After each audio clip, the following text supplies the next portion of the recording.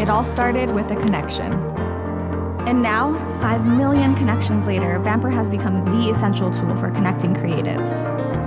Make music happen. Find your team.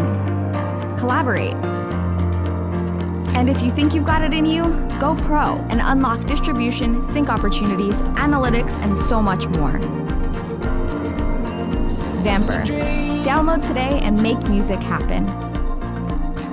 Welcome back to another episode of the Piano Pod. I am your host, Yukimi Song.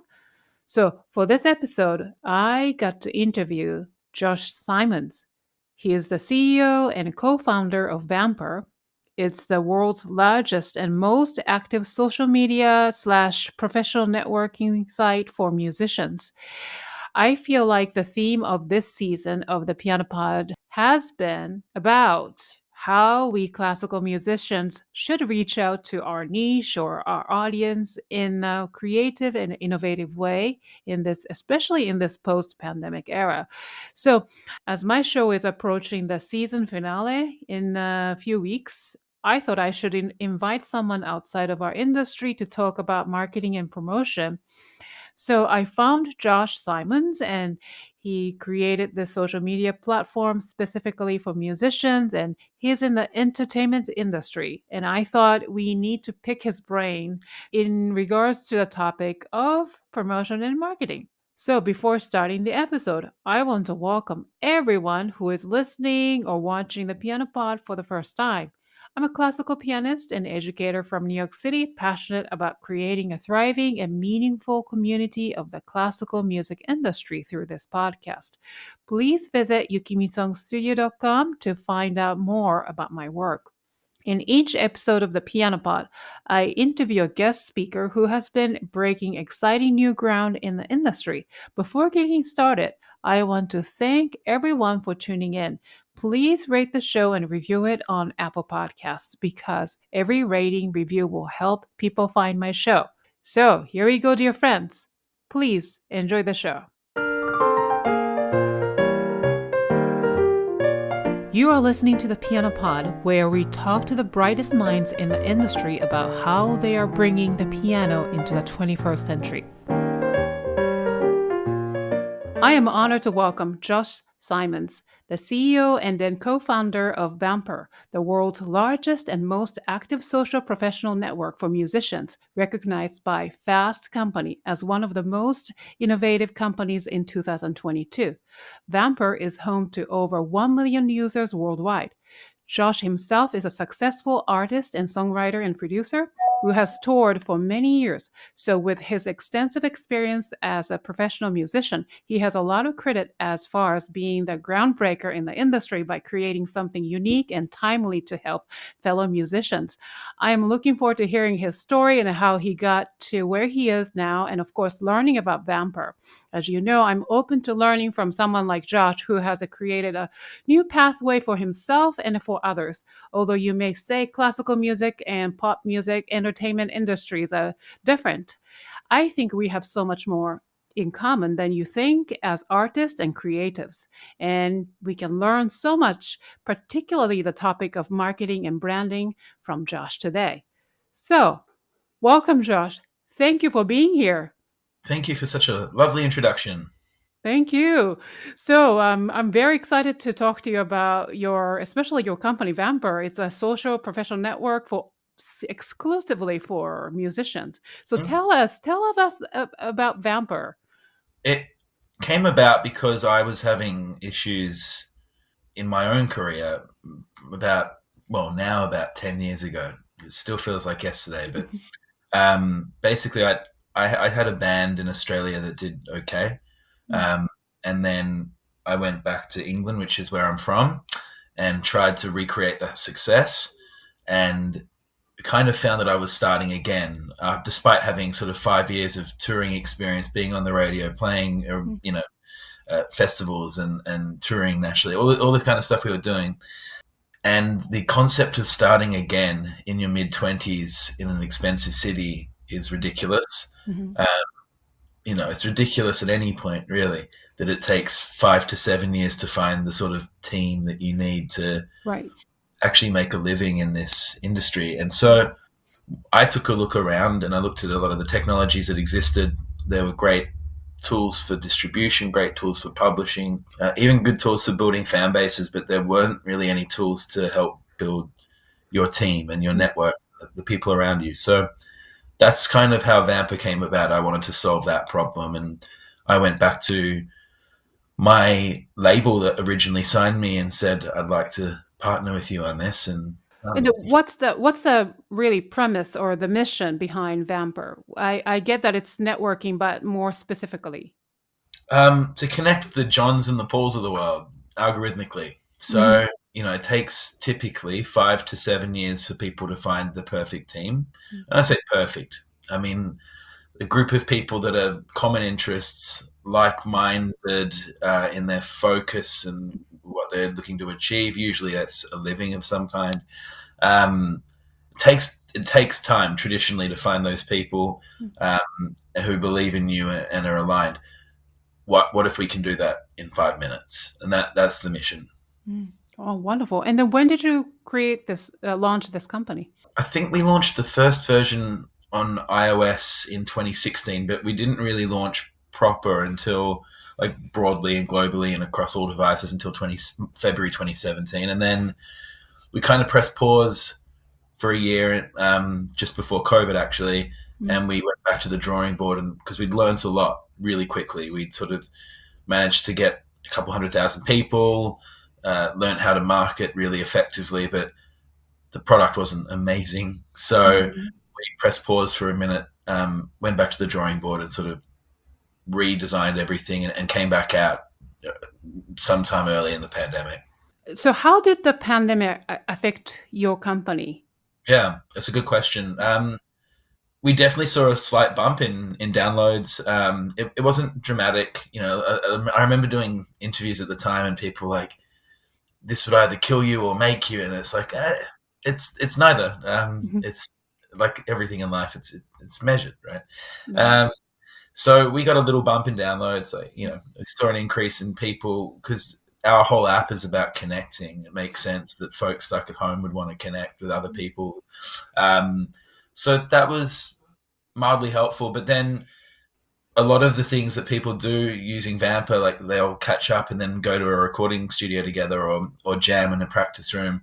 The second part of the equation was missing.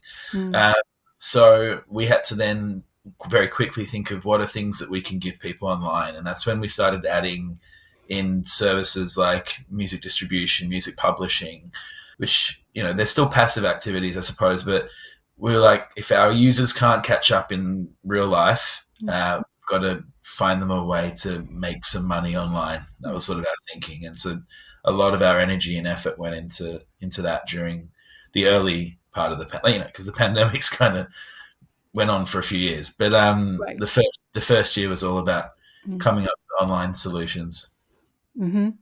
Now, in so many ways, pandemic taught us many things. Like, for example, especially as classical musicians, we are all about acoustic performance, of live performance, and of course there's a recordings too.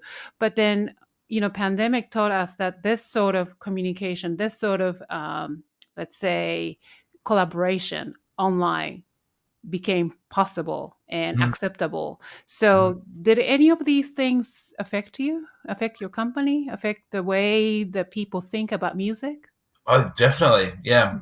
And, aside from being the founder of Vampr, I've also a songwriter, and I myself collaborate with other people. And during the pandemic, we did lots of online songwriting sessions and things like that.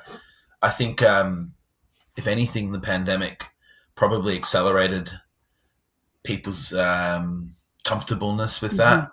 And that's a good thing, because it means that you don't have to be in Los Angeles or Berlin or London or Melbourne or whatever city, that's culturally relevant, New York. You don't have to be in these sort of hubs, these, songwriting hubs, arts sort of centers to have access to opportunity. So that's probably the only positive thing that came out of the pandemic. Yeah. It was a tough 3 years, but yeah, finally it's over.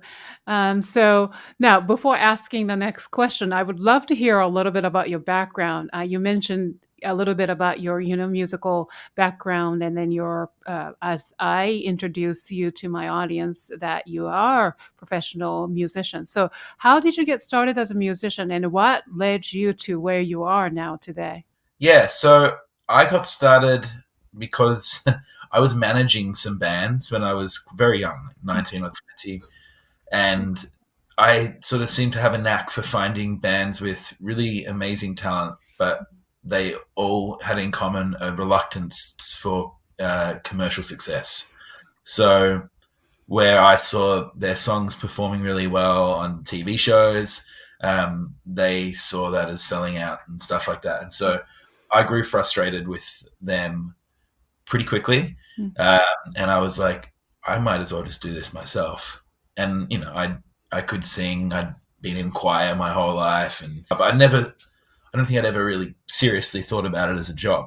And then I just started doing it. And then within 6 months of starting, we were on the radio and then invited to play some festivals and do some big tours, and it all moved very quickly. So, as I said at the top, that all happened in Australia, which is a very small market.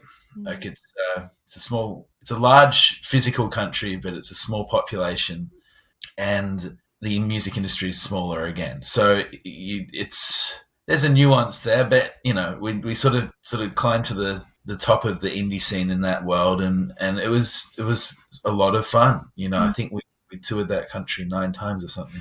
We were on the radio and TV and doing live performances everywhere. It was awesome, but it's really hard to sustain because it is such a small market, and also because it's a large country, it costs a lot to travel. So if you're moving a band and crew around and you're an indie outfit, to get from Melbourne to Sydney is going to cost several $1,000s. That many people, and you got to get your gear across, or you've got to hire it. So there's real restrictions. And look, I'm not the only one who's had this problem. Every band in Australia has this problem. That's why there's a lot of singer-songwriters or solo performers who don't have to move a lot of production around. And we were more of a production in a lot of respects. We liked our little light show that we did with our shows. So we weren't a cheap band to tour, and that was a real restriction on our ability to scale and grow the thing.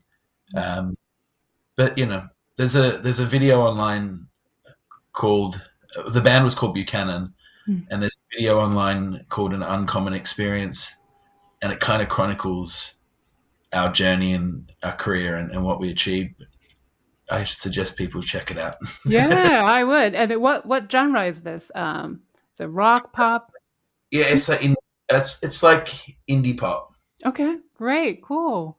Now let's get into your company, Vampr, because I really wanted to find out more about it. So you can find actually an app on any of the smartphones?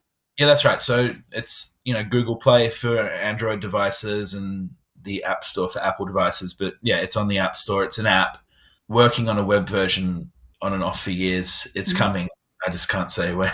It's political reasons, but oh wow, it's tricky with websites. You got to consider all kinds of things like what country people are visiting from, and what happens if you're in a country with blocked IPs, and how is it going to scale on a mobile, and is it going to behave like a web app, or I won't bore you with the details, but the website's taken longer to build than probably we would have liked. But right now it's a mobile app. It's kind of started as a mobile app. We started as a mobile first company, which means sort of we build apps. And so that's where you'd find Vampr today if you want to download it.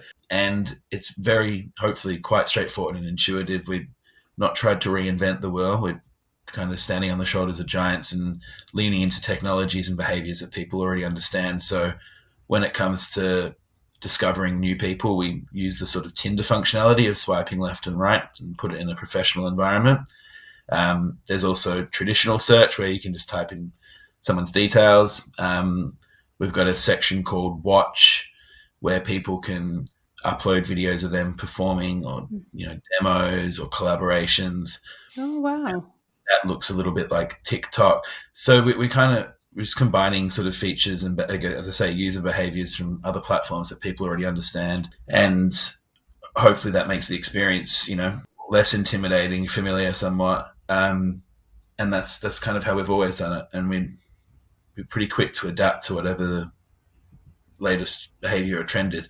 We've also, I don't want to undermine that we also put some original stuff in there too, and try and innovate in subtle ways. For example, platforms like Vampr that allow one person to meet another person, they're usually what you call a closed social network, one-to-one. And how you then merge that with a social network where you can speak one-to-many, that being like a Facebook or a LinkedIn. No one's really ever successfully done both models in the one platform, where I'd argue that we kind of have. So yeah, there's some innovation in there for sure, but we always try and use languages and behaviors that folks are familiar with. Oh, wow. Okay. So Vampr is really made for musicians, and then has the sort of feature of like many different multiple platforms like TikTok, Instagram, and Facebook and so forth. So what's so different and unique about Vampr from other networking sites? Like, well, you mentioned a little bit, but we have LinkedIn, Instagram, Fiverr, Thumbtack, and then SoundCloud. And so what's so special, unique about Vampr?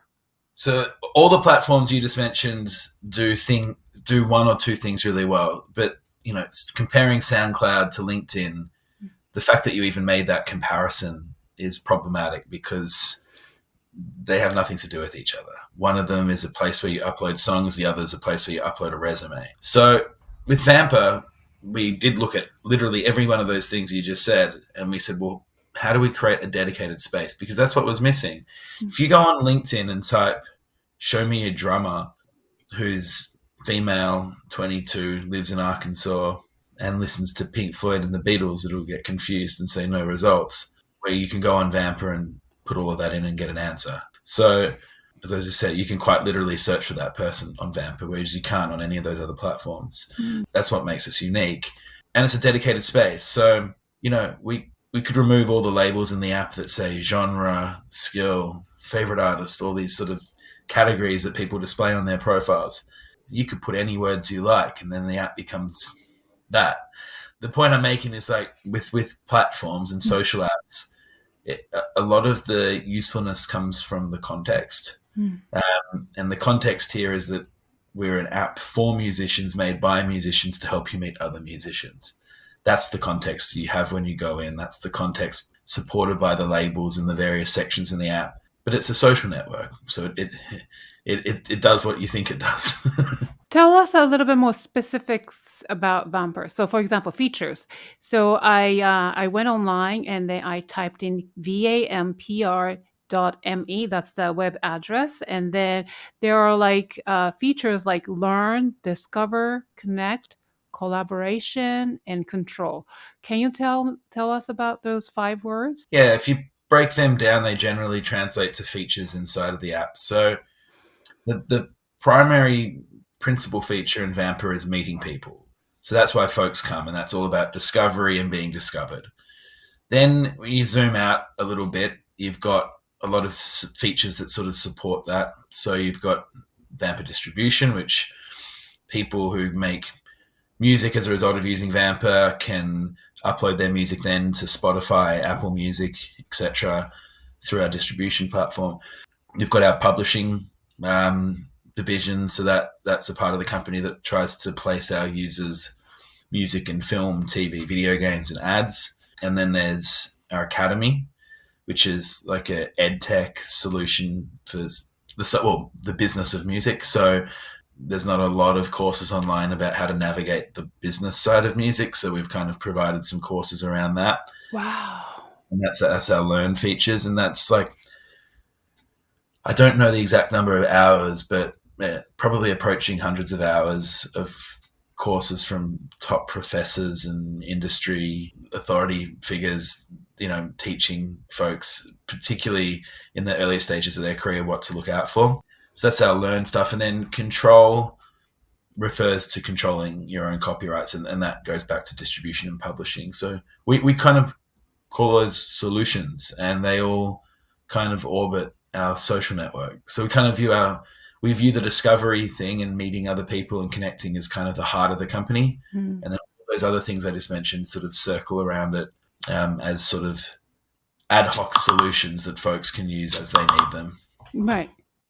Now, I'm curious about this distribution part. That's so cool so once you are on Vampr, you have the membership and you produce your song, then you can distribute your music or whatever on like Apple or Spotify through Vampr? Yeah, Wow. that's right. Yeah, that's something that, not a lot of people know how to do it. It's as simple as it is.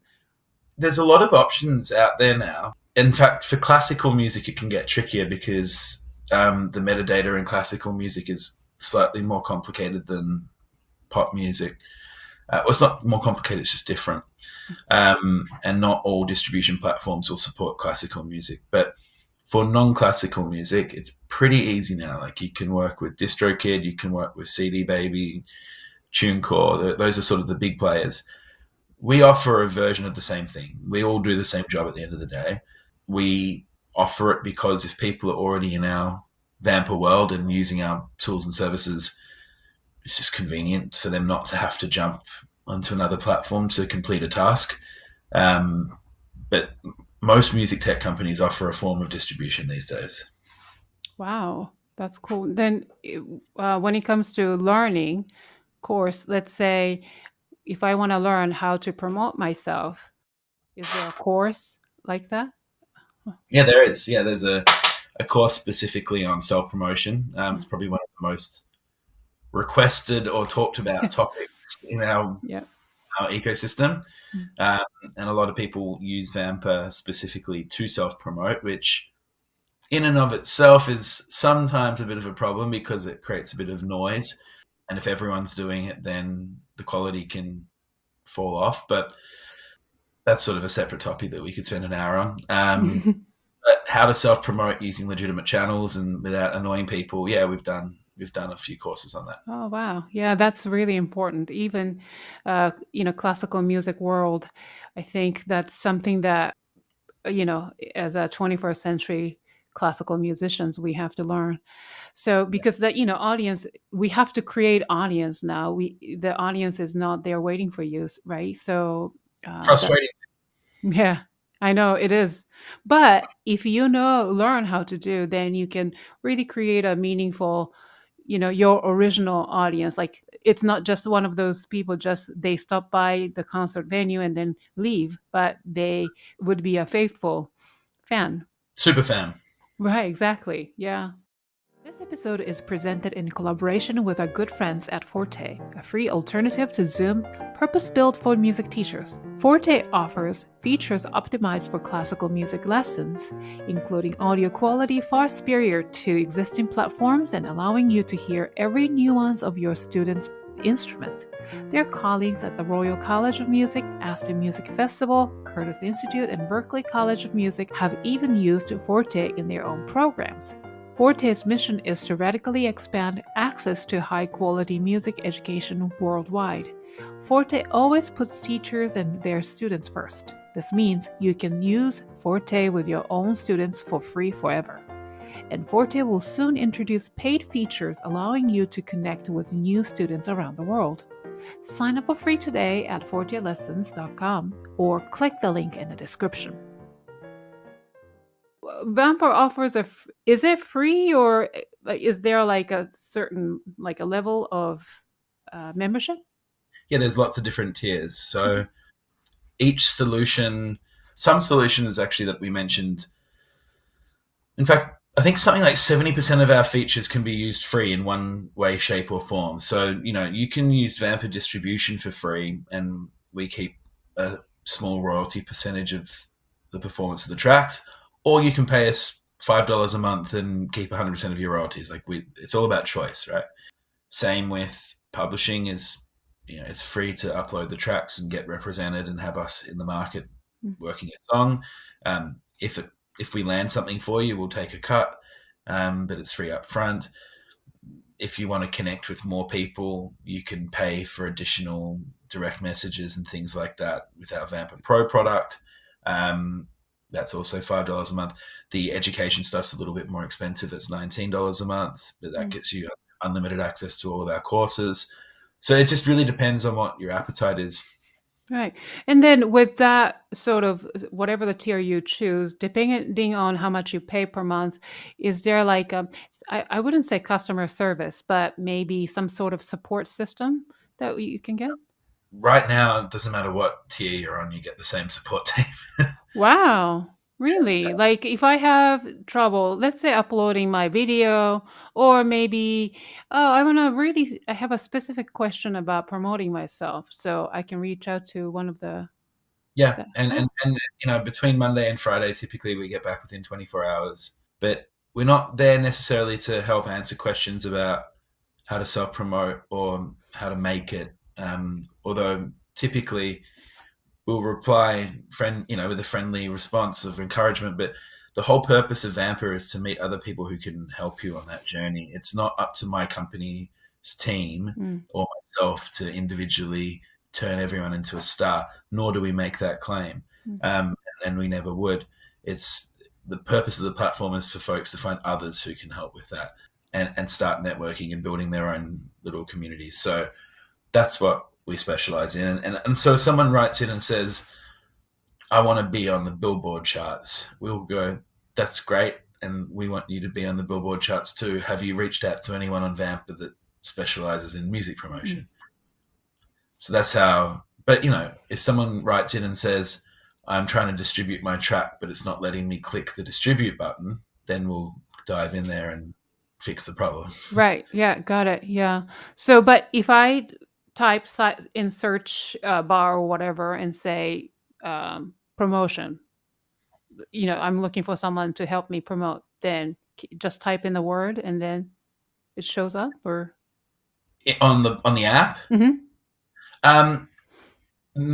Kind of, almost. There's a little search pop-up menu that comes up, and you type in what you want. So it might be promotions, it might be publicity, it might be a bass player, it might be a drummer, it could be a graphic designer, it could be a videographer, it could be a music director, all these things. You choose whatever it is that you're looking for, you save your settings, and then the algorithm does its thing and it produces results, and within a couple of seconds. So you can literally create a team there. That's correct. Wow. Okay. Now I'm starting to make sense. So I don't have to go to this platform to look for graphic designer, because that's usually the case. And then the other platform to create my audience or create, meet on other musicians, for example. So for example, using LinkedIn, but it's all inclusive. Like, wow. Yeah. It's like a LinkedIn for the music ecosystem. Cool. That's super neat. Wow. Yeah. So now, who are the current users? What are the demographics around the world where people are like? So we've got active users in every single country on the planet. We've got, I think, 1.3 million people in total who are sort of authenticated, which means they've gone through the onboarding process, uploaded a picture, filled out their account properly. And our most popular or most active territory is North America, which I think you'd probably expect. And then there's a lot of countries like Brazil, India, Spain, where there's a lot of activity, which is kind of really cool. Brings a different flavor to the platform and the styles of music from all those places. And then other Western countries like UK, Australia, Canada. Well, I already said North America, New Zealand. Those countries are typically fairly active too. But as far as like the typical user profile, I mean, you're usually looking at someone in their early 20s, male and female. We know things like how many artists they love. So typically I think someone will add 17 favorite artists to their profile on average or something. And then genre wise, probably won't surprise you that a lot of people affiliate themselves with dance music and hip hop and stuff that's made with technology. Mm. But there's a healthy share of people in rock and more traditional genres as well. And when we look at all the different skills and types of people we have on there, I think the last time we checked there was 27,000 different skills. So that's everything from, like I was saying before, your film director through to your oboist, through to your, I think we've got didgeridoo as a category. Wow. So we cover a lot of categories, but there's 27,000 different categories, I believe. So, and that's music teachers, lawyers, anything you can imagine in the world of music, it's probably on there. Wow. So it's like a really village. You're creating a village, That's the right? plan. So how can Vampr help classical musicians? Because, our industry exists a little differently, right? Even the music making is a little different. Like we do a lot of it's based on performing arts. So that it's very time consuming to learn music. Audience is very different from pop rock industries, and also music itself is extremely structured and less creative in that sense. But there are other ways of being creative in classical music industry, don't get me wrong. But so are there any classical musicians or the community of classical musicians, or maybe in the future, are you thinking of expanding in that classical music industry in that Vampr ecosystem? There's definitely classical musicians on the platform. Okay. And there's a small community there. I've heard from them directly, so I know that they're there. Not just relying on analytics and data, but that community exists. I don't know if it's the preferred place or destination for people in the classical world because, just being honest, I don't know enough about that world. It is unique and different than pop rock, and I wouldn't pretend to know the nuance of the things that go along with being an active member of the classical community. But we certainly have managed to attract a healthy number of classical players who identify as classical players. Mm-hmm. And I don't know, I mean, maybe you've got to go on there and tell me what you think. Especially I'm curious about the learning part and also the streaming part, but also being able to discover someone in the like expertise of, let's say, someone knows more about production or someone knows more about promotion. It's very, if it's in one app, that's really an ideal. I don't have to go around and look for people all over the place. And then online search is convenient. However, it's really overwhelming because you end up talking to someone that you didn't connect, but you wasted 30 minutes. And I'm actually, for the last 3 years, that's exactly what I've been doing, like looking for someone who could teach me about marketing or someone who could, do this service for me. And honestly, it's really exhausting. I bet the internet and tools and apps like Vampr and stuff, in some respects, really make life, it speeds things up. So, if you think about, it might have taken you years in a previous, 5-10 years ago, to have to go through a phone book or a rudimentary website or Craigslist and dial around and speak to people, by email, and then you don't really know what they look like or sound like or what their attitude is, and then they turn up and they're weird or they're not quite the right fit, and you waste. I mean, I did this with my band when we were looking for a drummer. We wasted hours auditioning people. The purpose of Vampr is to take that hours and turn it into minutes. And it is funny to hear you say, you can waste 30 minutes on a conversation. You're right, you can. Mm-hmm. But I would put it to you that that's better than wasting hours or days or weeks on a lead that doesn't, come good. And so, would we like to get it to seconds? Sure. And in Vampr, you can connect with someone within 2 seconds, literally, if you want. Mm-hmm. But you probably want to check their profile first. But there'll be there'll be ways that we can speed that process up. But it's already a million miles better than it was a decade ago. Yeah, of course. Yeah, that was exactly the point I was making, because with the algorithm and everything, I think it's much smoother with this process, because honestly, without it, I have to go to this site and that site and then talk to this person and that person, and it was because usually those social media is not made for musicians, exclusively. So, yeah. So is there any other thing that you would like to highlight about Vampr that helped musicians? Maybe is there like a specific story that you want to share? Success story or? So my favorite success story is a woman called Ray Khalil. She's a Los Angeles rapper, and as a rapper, she's just one of the best that I've heard. She's phenomenal talent, but she'd had no music producing skills, so she desperately needed a producer to bring her ideas to life. And she used Vampr, I think like 5 years ago now, to find a guy called Jared Rubens, who had his own production duo and band thing going on, and they just clicked and vibed and I think they made 1 or 2 albums together. But her getting those done put her onto sort of the world stage, and she got onto a Netflix show called Rhythm and Flow, and got to work with people like Chance the Rapper and Anderson .Paak. Wow. So it was the start of something very special for her.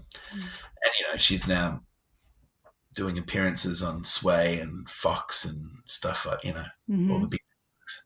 So she's on her own little journey now, but we played obviously a role in the very early days. I love stories like that. There's many stories like that. That's my favorite, but there's a lot of stories where Vampr played a very fundamental role in the very early stages of the career. So what's the next step for Vampr? So we got acquired not so long ago by a music company called Jackster that does music credits. Has the world's largest database of official music credits coming from all sources like labels, PROs, publishers, etc. So we're just working on successfully integrating the companies together, which is sort of pretty big task, but I think will be very rewarding. So that's what's coming up. It probably doesn't sound very sexy, but it's really important stuff to kind of cement our position as the leader in our space. So we're kind of going to be a bit heads down, thumbs up for the remainder of the year, and working on improving the experience and bringing these two products together. So that's keeping me busy. Oh, wonderful. That sounds really amazing, exciting.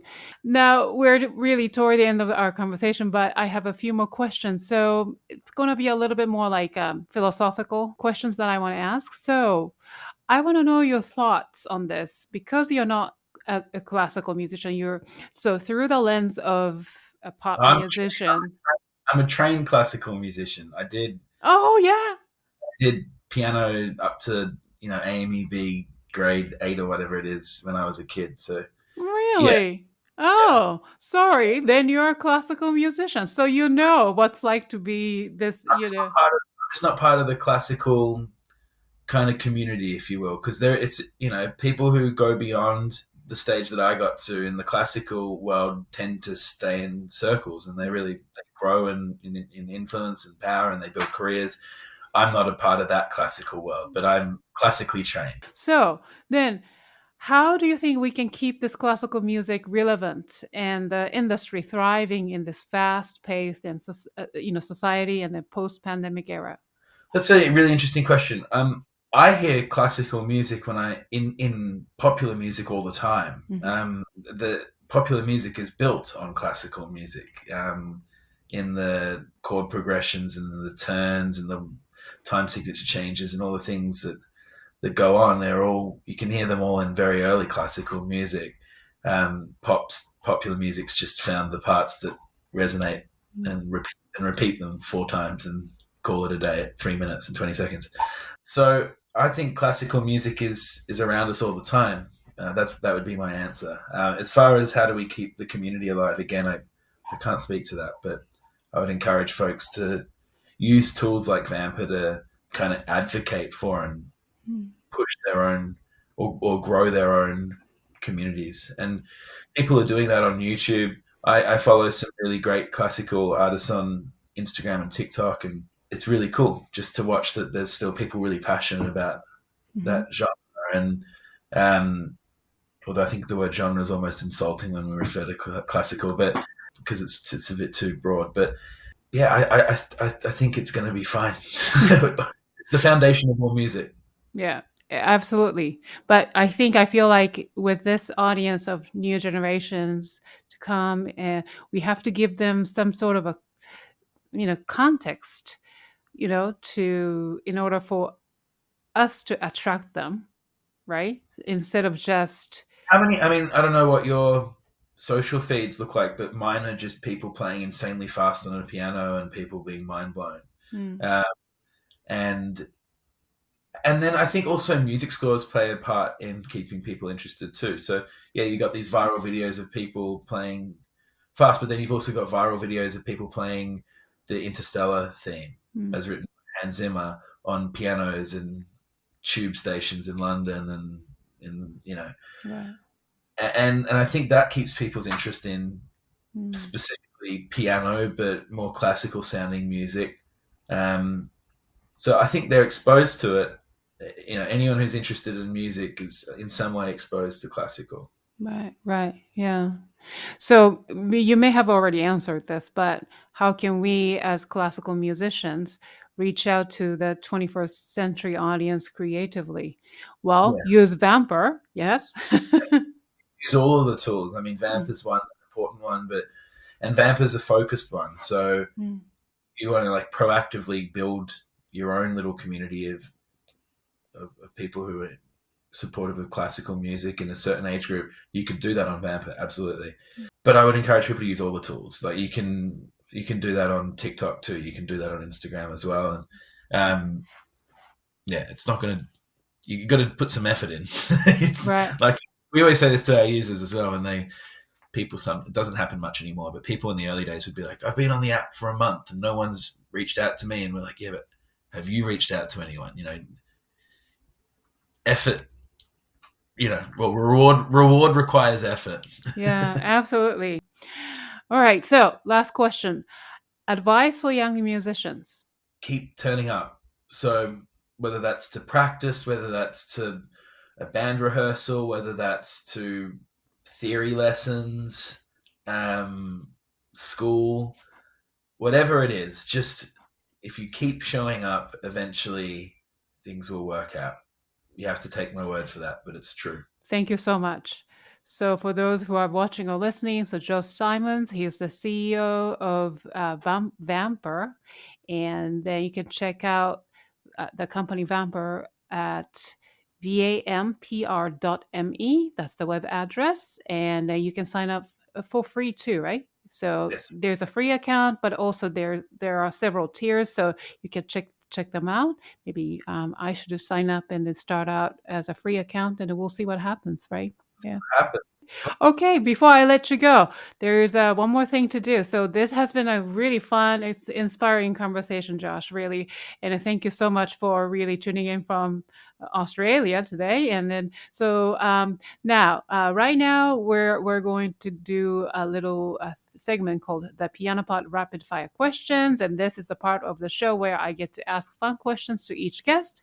And here's a little warning. As silly as these questions may sound, your answers may reveal who you truly are. So, Are you ready? Yes. All righty. So, question number 1. What is your comfort food? Oh, pizza. All right. How do you like your coffee? Decaf.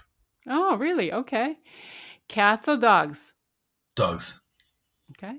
What is your word or words to live by?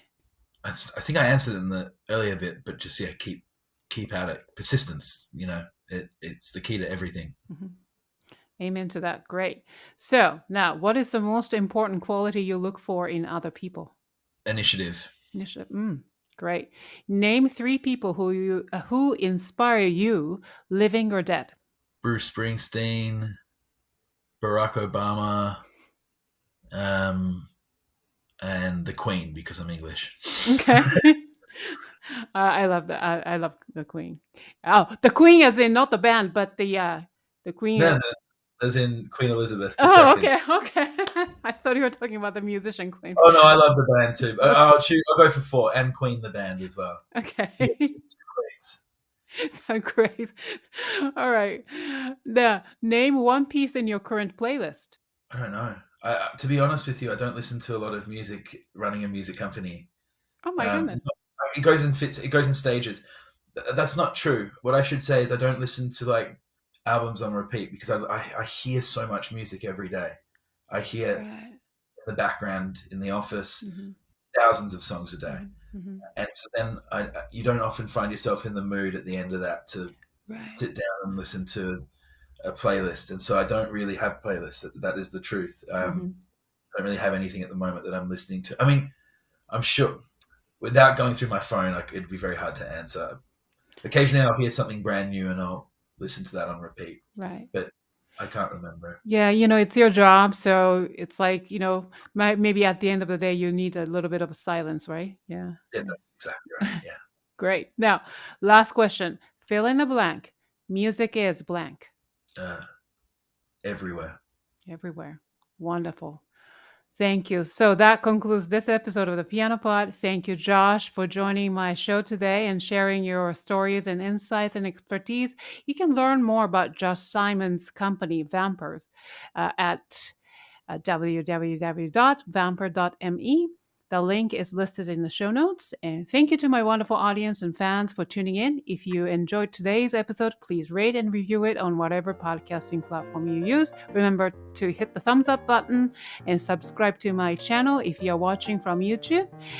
And then please follow the Piano Pod on social media to get the latest piano news via Facebook, Twitter, Instagram, and LinkedIn. I will see you for the next episode of the Piano Pod. Bye, everyone, and thank you, Josh. Thank you so much.